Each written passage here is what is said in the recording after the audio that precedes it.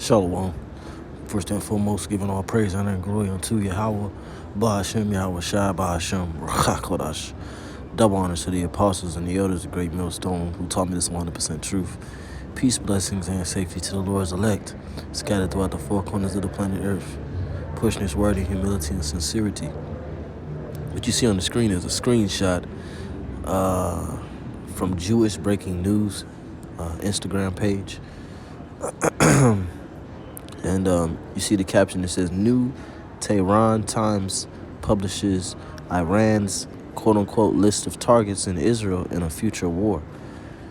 And as you take a look at the list of the targets of the Iranians, the Persians, that they have against their arch enemy, Israel, the state of Israel, not the land of Israel, the state of Israel, because the inhabitants of the land of Israel are not the inhabitants of the ancient Israelites that you read about: Abraham, Isaac, Jacob, Moses, Joshua. Do I got a Salakia, somebody came and started talking to me, but as I was saying, the people of the land of Israel today are not the Israelites.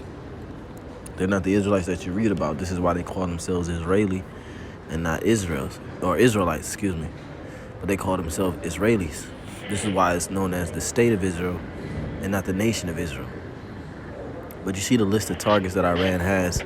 Each red marker represents a target that they have in the land of Israel. And pretty much, as the Apostle Tahar always says, and this is what I thought about when I saw the picture, and the reason why I'm doing this quick short lesson, because as Apostle Tahar always said, Israel was going to be blown to smithereens. You know, it's going to be completely destroyed. It's going to be blown to hell and back. The land of Israel is, because that land has to be cleansed, okay? Because of the filth of the people that are there. You know, that's one thing about the Lord's land is, you know, you cannot defile that land. You know, that land is not meant to be defiled. But the people of that land, they've trodden it down. And the Lord is going to pretty much have it to be made desolate. This is Jeremiah 49 and 20. It says, therefore, hearken unto the counsel. So like, therefore, hear the counsel of Yahweh Bahashem Yahweh Shai, that he have taken against Edom, and his purposes that he have purposed against the inhabitants of Teman. Surely the least of the flock shall draw them out. The least of the flock of Edom is the Amalekites, okay? The so-called Jewish people, okay? The small hats, all right? The people that rule the banking industry, the media, the music industry, the housing industry, the people that pretty much rule the world are the Amalekites, the Jewish people, the people that stole the identity of the Israelites, which the suffix ish means to be like or pertaining to. So if I say someone is childish, does that mean they're a child?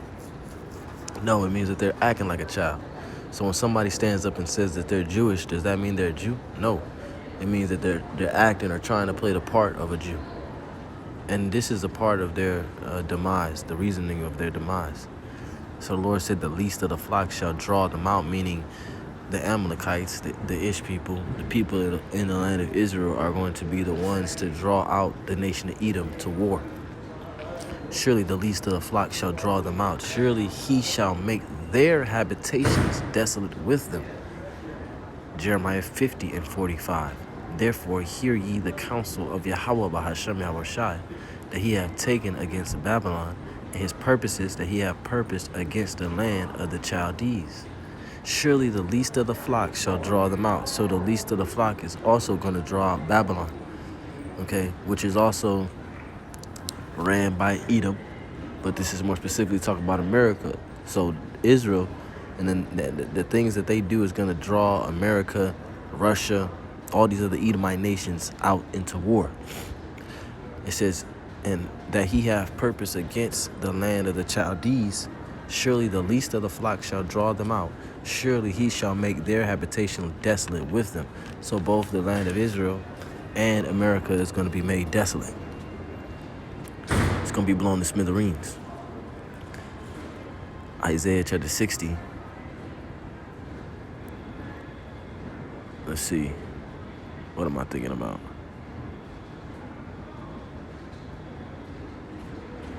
Isaiah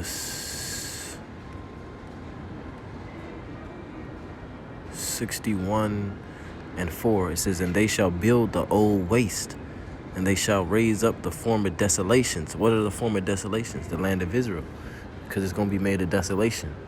And we know that America is not going to be built back up. That land shall never be inhabited from generation to generation. So the land that it's talking about that's going to be built back up is the land of Israel, also known as the land kept back or brought back from the sword.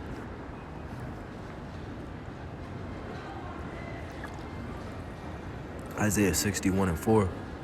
And they shall build the old waste, they shall raise up the former desolations, they shall repair the waste cities and the desolation of many generations. And the strangers shall stand and feed your flocks, and the sons of the aliens shall be your plowmen and your vine dressers. So the land of Israel is going to be made a desolation, but that land is going to be built back up and beautified for the kingdom of heaven of the Israelites, Yahweh Shai, under Yahweh Shai, King David, and then the 144,000 of the nation of Israel. But I looked at this map of targets, and I said, yeah, man, Israel is going to be blown off the map.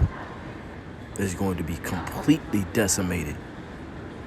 Not one soul is going to be left there.